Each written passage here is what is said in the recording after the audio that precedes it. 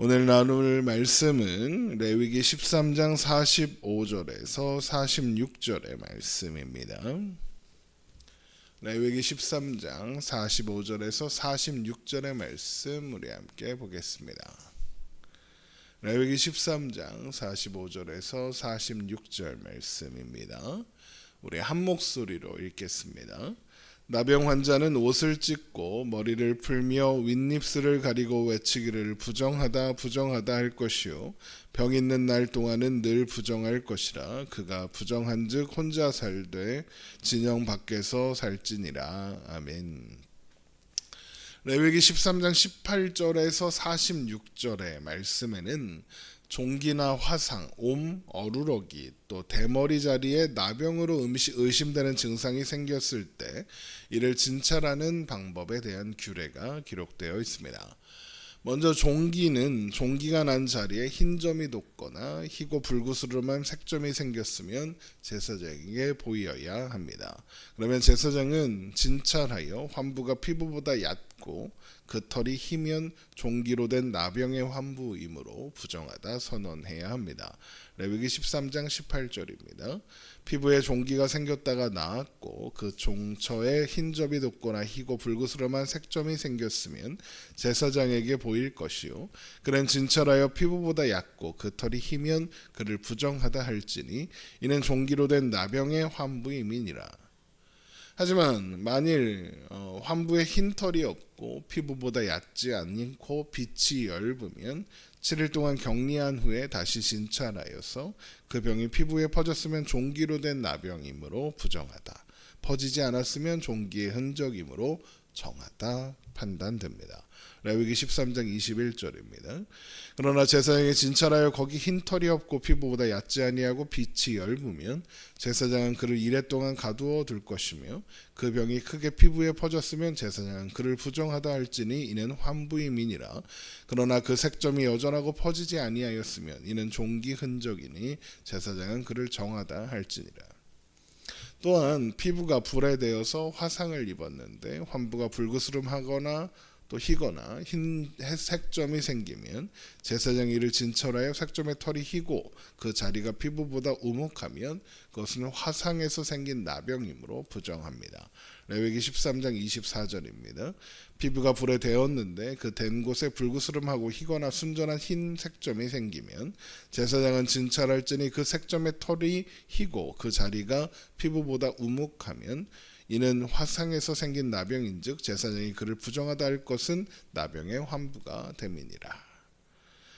하지만 만일 제사장이 보기에 그 색점에 흰 털이 없고 환부가 피부보다 얕지 않고 빛이 엷으면 7일 동안 격리했다가 다시 진찰해야 하고, 다시 진찰했을 때 병이 크게 피부에 퍼졌으면 부정하고 퍼지지 않았으면 또 빛이 엷으면 화상에 부은 흔적이다 라고 해서 정합니다. 레위기 13장 26절입니다.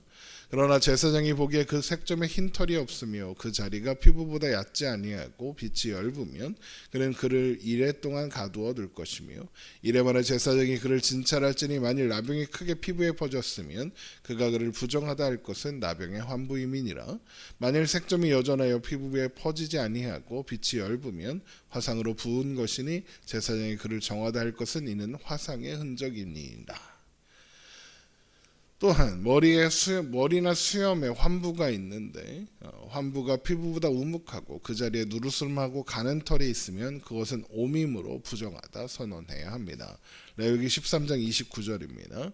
남자나 여자의 머리에나 수염에 환부가 있으면 제사장은 진찰할지니 환부가 피부보다 우묵하고 그 자리에 누르스름하고 가는 털이 있으면 그가 그를 부정하다 할 것은 이는 오민이라. 머리에나 수염에 발생한 나병임이니라.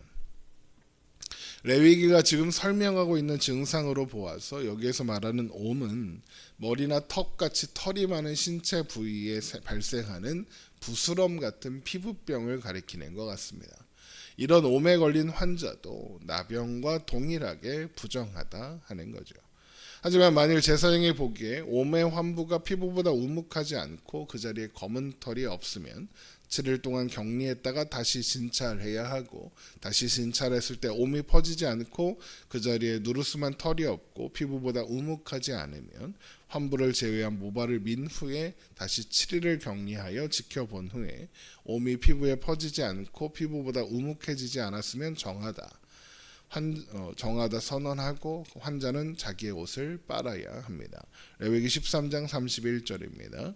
만일 제사장이 보기에 그 옴의 환부가 피부보다 우묵하지 아니하고 그 자리에 검은 털이 없으면 제사장은 그 옴 환자를 이래 동안 가두어 둘 것이며, 이래 만에 제사장은 그 환부를 진찰할지니 그 옴이 퍼지지 아니하고 그 자리에 누르스름한 털이 없고 피부보다 우묵하지 아니하면 그는 모발을 밀되 환부를 밀지 말 것이요, 제사장은 옴 환자를 또 이래 동안 가두어 둘 것이며, 이래 만에 제사장은 그 옴을 또 진찰할지니 그 옴이 피부에 퍼지지 아니하고 피부보다 우묵하지 아니하면 그는 그를 정하다 할 것이요, 그는 자기의 옷을 빨아서 정하게 되려니와.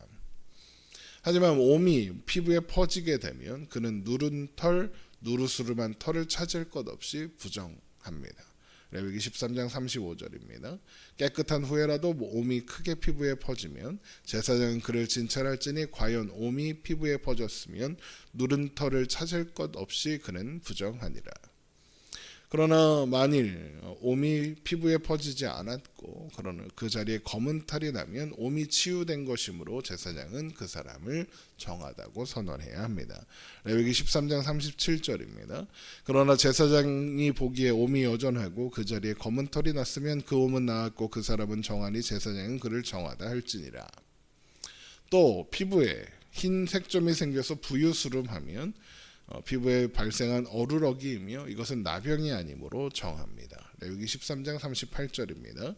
남자나 여자의 피부에 색점 곧 흰 색점이 있으면 제사장은 진찰할지니 그 피부의 색점이 부유스름하면 이는 피부에 발생한 어루러기라 그는 정하니라. 어루러기라는 것은 곰팡이균에 의해서 발생하는 피부병으로 피부가 부유스름하게 변하게 되는데, 부유스름하게 변한다는 것은 뿌옇게 변한다, 이런 느낌입니다. 그러니까 피부에 생긴 흰 색점이 뿌옇게 보인다는 의미입니다. 이런 증상을 동반하는 피부병에는 습진, 농가진, 여드름, 단순 포진 이런 것들을 가리키는 겁니다.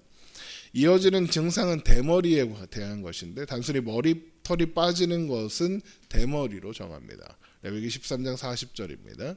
누구든지 그 머리털이 빠지면 그는 대머리니 정하고 앞머리가 빠져도 그는 이마 대머리니 정하니라. 하지만 머리털이 빠진 곳에 희고 붉으스름한 색점이 생기면 그것은 대머리에 생긴 나병이므로 제사장은 그를 부정하다 선언해야 합니다. 레위기 13장 42절입니다. 그러나 대머리나 이마 대머리에 희고 불구스름한 색점이 있으면 이는 나병이 대머리에나 이마 대머리에 발생함이라. 제사장은 그를 진찰할지니 그 대머리에나 이마 대머리에 돋은 색점이 희고 불구스름하여 피부에 발생한 나병과 같으면 이는 나병 환자라 부정하니 제사장이 그를 확실히 부정하다고 할 것은 그 환부가 그 머리에 있음이니라. 여러 가지 증상과 또 정하고 부정하다고 판단하는 기준을 설명하고 있는데, 이렇게 다양한 이유로 나병으로 판별되고 부정하다 선언되면 그 사람은 옷을 찢고 머리를 풀며 윗입술을 가리고 스스로 부정하다 외쳐야 합니다. 그리고 나서 병이 있는 동안에 진영 밖으로 나가서 혼자 살아야 하죠. 사실 오늘 본문에서 중요한 내용은 바로 이것입니다. 레위기 13장 45절입니다. 나병 환자는 옷을 찢고 머리를 풀며 윗입술을 가리고 외치기를 부정하다 할 것이요 병 있는 날 동안은 늘 부정할 것이라. 그가 부정한즉 혼자 살되 진영 밖에서 살지니라. 지난 시간에 잠깐 살펴보았던 것처럼 나병 환자를 부정하다 하시고 진영 밖으로 나가서 혼자 살아야 하는 이유는 나병이 죽음을 상징하기 때문이다라고 했습니다. 성경에서 죽음은 하나님의 부재를 상징하고, 그리고 하나님의 부재는 하나님의 백성에게 있어 가장 큰 재앙이며 가장 큰 슬픔이고 절망스러운 일입니다. 그래서 나병 환자는 큰 절망을 만난 사람처럼 옷을 찢고 입을 가리며 부정하다 선언하며 진영 밖으로 나가는 겁니다. 물론 그를 진영 밖으로 내보내서 혼자 살게 하는 것에는 병이 옮겨지지 않게 전염되는 것을 막기 위해서 격리하는 어떤 방역적인 차원도 있긴 있을 겁니다. 그러나 진영 밖으로 나간다는 것은 하나님의 임재 밖으로, 하나님의 통치 밖으로, 하나님 나라 밖으로 가지고 나간다는 상징적 의미가 있다는 것이 중요합니다. 하나님은 나병의 규례를 통해서 하나님의 백성들이 하나님의 없음 상태로 살아가는 것을 원하지 않는다. 그것은 부정하다. 그렇게 되면 안 된다라는 것을 보여주시는 것이고, 하나님의 백성들은 나병이 상징하는 하나님의 부재로 인해 절망하고 한탄하며 진영 밖으로 나가는 그 사람의 모습을 통해서 하나님의 없음의 상태가 초래한 결과가 얼마나 심각한 것인지, 얼마나 고통스럽고 절망스러운 것인지 확인하게 하시는 거죠. 또한 하나님의 임재 안에 머물러 있는 것이 얼마나 기쁘고 복된 일인가 또한 알게 하시는 겁니다. 진영 바깥은 하나님 없음의 공간입니다. 하나님 없음의 상태는 절망이고 슬픔입니다. 이것을 알라는 겁니다. 하나님 안에 있는 것이 복입니다. 그래서 시편 기자가 이런 고백을 하는 거죠. 시편 84편 10절입니다. 제가 읽어드릴게요. 주의 궁정에서의 한날이 다른 곳에서의 첫날보다 나은즉 악인의 장막에 사는 것보다 내 하나님의 성전 문지기로 있는 것이 좋사오니 여호와 하나님은 해요 방패이시라. 여호와께서 은혜와 영화를 주시며 정직하게 행하는 자에게 좋은 것을 아끼지 아니하실 것임이니이다. 만군의 여호와여 주께 의지하는 자는 복이 있나이다. 악인의 장막에 사는 것보다 하나님의 성전 문지기로 있는 것이 좋다 그럽니다. 하나님 앞에, 하나님 안에 있는 것이 악인의 장막에서 온갖 세상의 좋은 것들, 부귀영화를 누리는 것보다 복되다 선언하는 거죠. 하나님은 하나님 안에 있는 자에게 좋은 것을 아끼지 않으시는 분입니다.